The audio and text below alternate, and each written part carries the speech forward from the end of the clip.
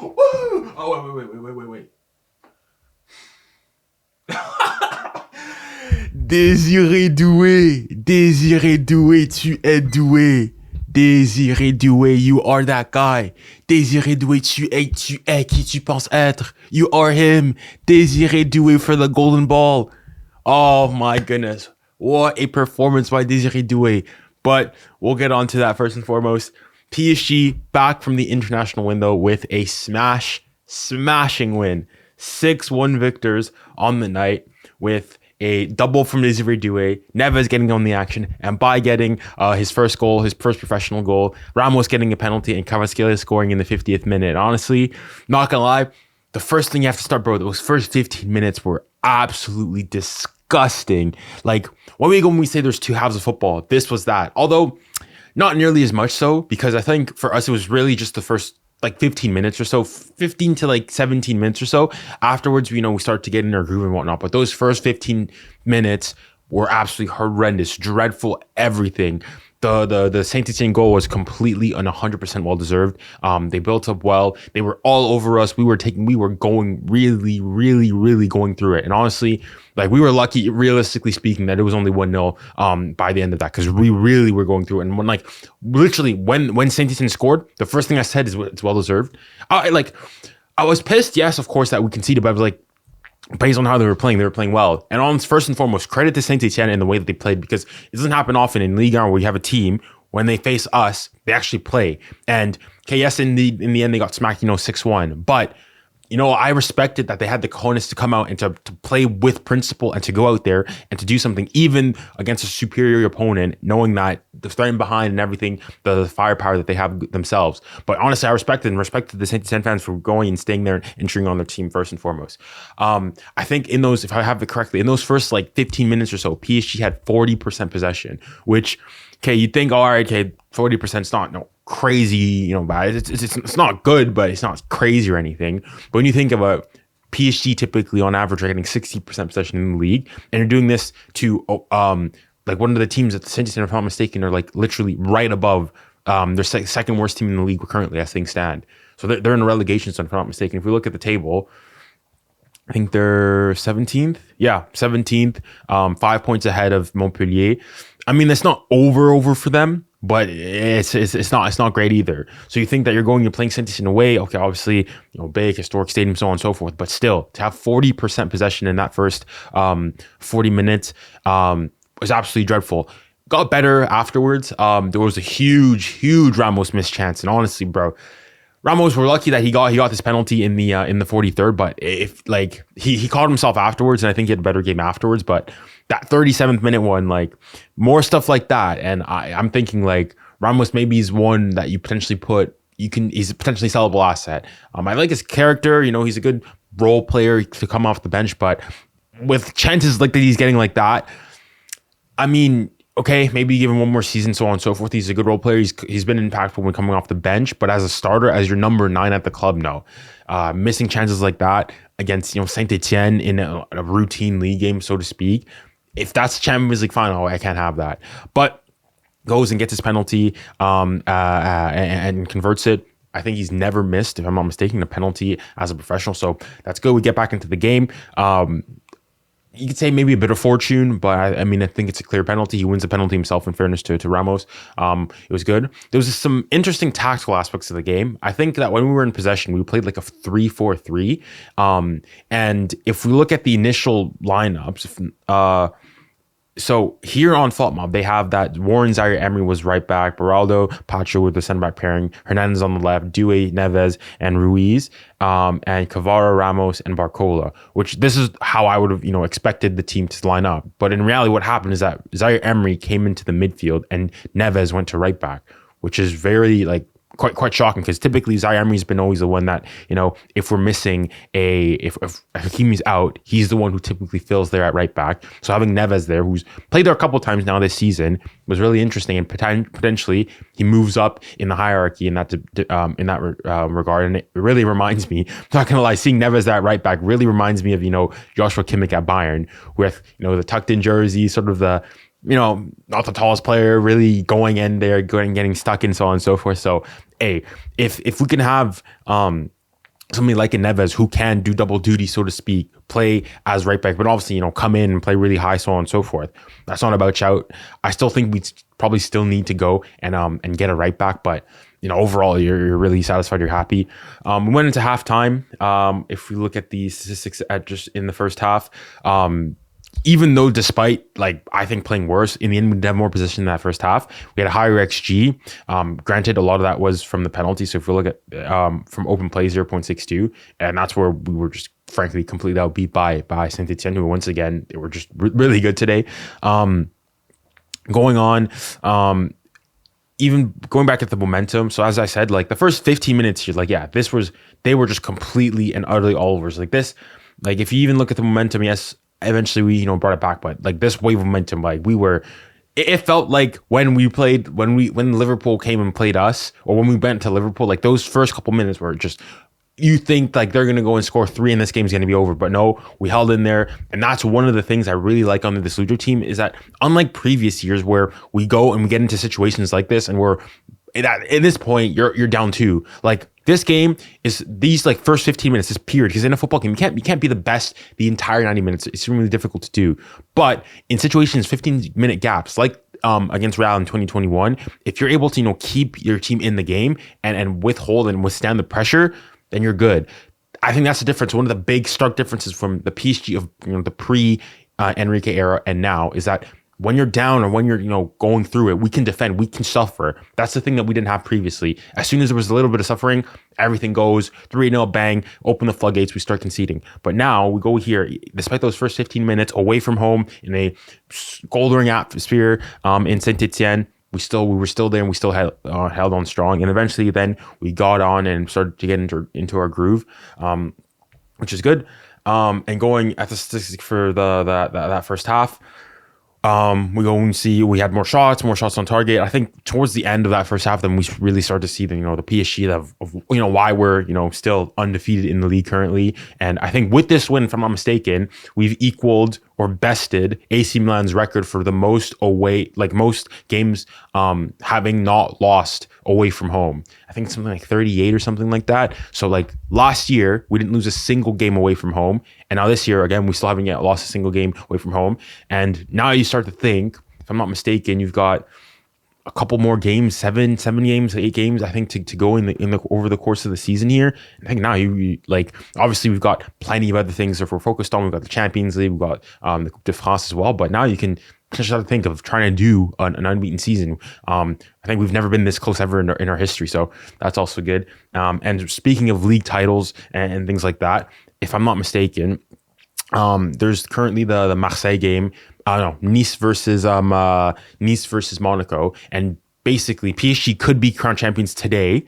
As of the time of recording, I'm not sure what the score is in that Marseille game. If that Marseille game ends in the Nice-Monaco game, which as I'm currently speaking right now, is a draw. If this game ends in a draw, and because Marseille lost to Reims earlier on today, it means that were things to stand and were Nice-Monaco to finish in a draw, PSG would mathematically be crowned Ligue 1 champions by the end of March, which would be one of the earliest that we've ever been crowned champions. I think potentially just about maybe a bit later than when we won in 2015, which is honestly absolutely crazy. And a really, really good omen to just how good this team is. And the first thing I have to I think, and I was thinking about this team, we're just so good. And it's just, you take so much pleasure watching us play. I thought, okay, those first 15 minutes, we're not going through, but then afterwards we get on it, we start playing our way, and just nobody can tangle with us.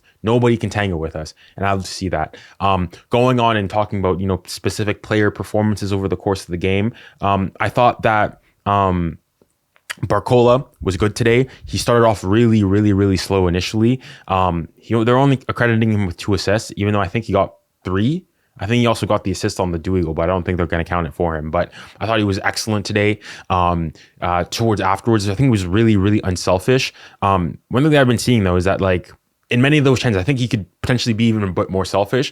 I thought on both Maybe not, yeah, even especially the Neves goal. I think he probably could have gotten that, like, gone for it himself, especially on the 𝙀𝙊𝘾𝘼 one. I think he's well within his right to go and have an attempt on goal himself, but no, does the right thing, squares in, and then sees the tap in, and a first goal for 𝙊𝙾𝘼𝘆, which is also good to see a fellow TT, a youth player coming through the academy, going and scoring his first goal. So overall, just a great night. I thought 𝙀𝙀𝘶, not his best game today, was a bit more difficult. I just think the defense overall in that first, like, we were just, one thing, if there was a negative overall in this game, I think it was defensively.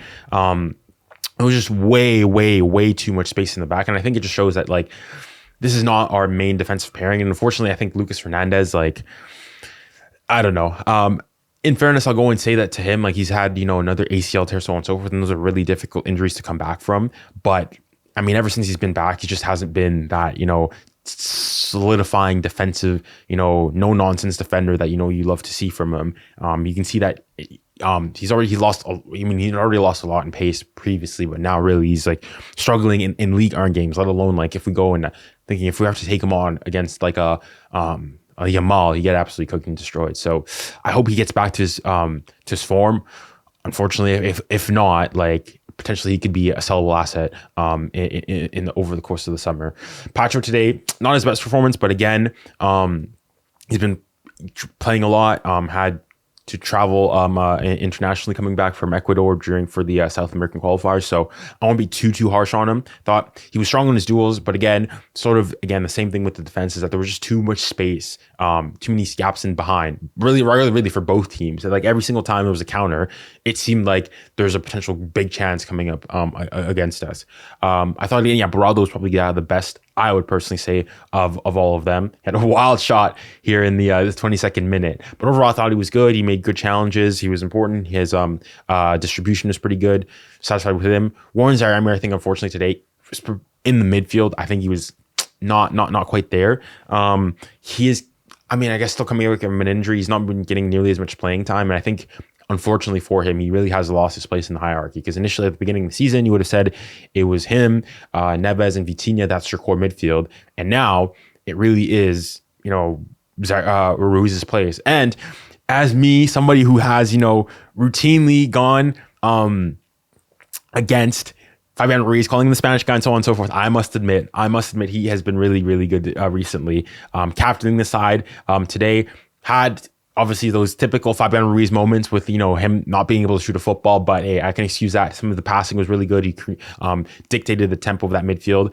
I think overall, I was listening to 𝙀𝙾𝘋𝑼𝑔𝑖𝑠, a French streamer, PSG streamer, talking about how the duo, the Warren Zaire-Emery Ruiz, like, duo doesn't work. Individually, they're obviously great players, so on and so forth, but that duo, it just really isn't all that. And I think I tend to agree with him. But again, once again, Fabian Ruiz today, absolutely excellent.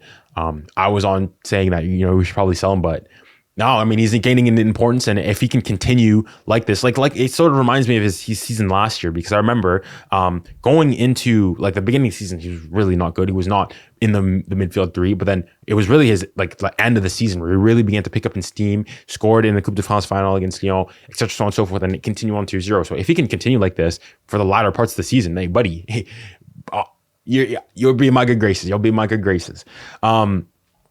And then the other person, Neves, again in the midfield, or today, really realistically at right back, I thought he did a good job. Was hard on the tackle, had good distribution, was linking up well with 𝙀𝙀𝘿𝘾𝘼𝙎, or if it was 𝙀𝙀𝑉𝘋 when they would switch sides, so on and so forth. So I thought he was pretty good today. Once again, overall a decent performance from him. 8.3, just typical stuff, hard on the ball, etc., so on and so forth. Like the way that he was playing today, and of course, got his goal from right back, which is good to see. And I'll go through the rest of the attack. I talked about Ramos obviously previously. 8.2, I think it's probably a bit generous. In fairness, he does go and win the penalty, and then converts this as well. But for me, it's the miss that he had here in this is the 37th minute with his left foot here. It's not good enough. I'm sorry.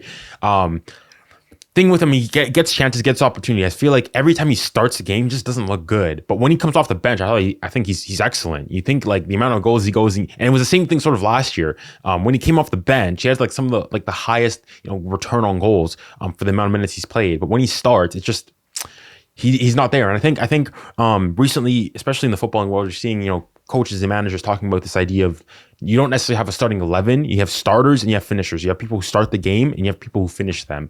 And I think Ramos is just a finisher, somebody you bring on 60th minute to really go be that fox in the box, get those chances, get a goal back, put you further ahead, and close off the game for real. And that's perfectly fine. I mean, people have gone and said, oh, should we sell him, so on and so forth. I mean, I say, if you've got him, he's been doing, I mean, he's not been poor or anything. And he's still like relatively young and only 23 years old, if as we can see here. But I think if right now he doesn't have the makings of being that number 9 striker, I would still want to be patient with him because he's still 23, still very young. As a striker, he's going to develop, he's going to get better. Hopefully, you know, someone for the Portuguese national team is, you know, going to like voluntarily go and say, okay, I'm going to stop playing and give him more time for the national team, which will, I think, boost his confidence as well.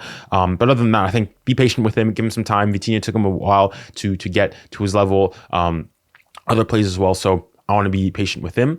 𝙋𝙊𝘿𝘾𝘼𝙎𝙏 today, quiet in that first half. Second half got a lot better. Some of the dribbles that he had, again, the tackles were something. Things were crazy once again. I liked the way he was going, taking on defenders, getting in there, getting out of tight spaces. Looked good today. Got his goal as well. Was pressing well. Again, that's another thing that with PSG, just how good, despite being a team that has some like the most possession in all of Europe, we're still a team that presses a lot. This is the most, like, we're another team that runs the most, despite having the ball so much. And that's something that, honestly, Lucho, thank you very much for really installing a team spirit in the team where everybody fights for each other. You fight for the team, the collective, not just for, you know, 3 people up front with Eminem during that era. So I like that once again.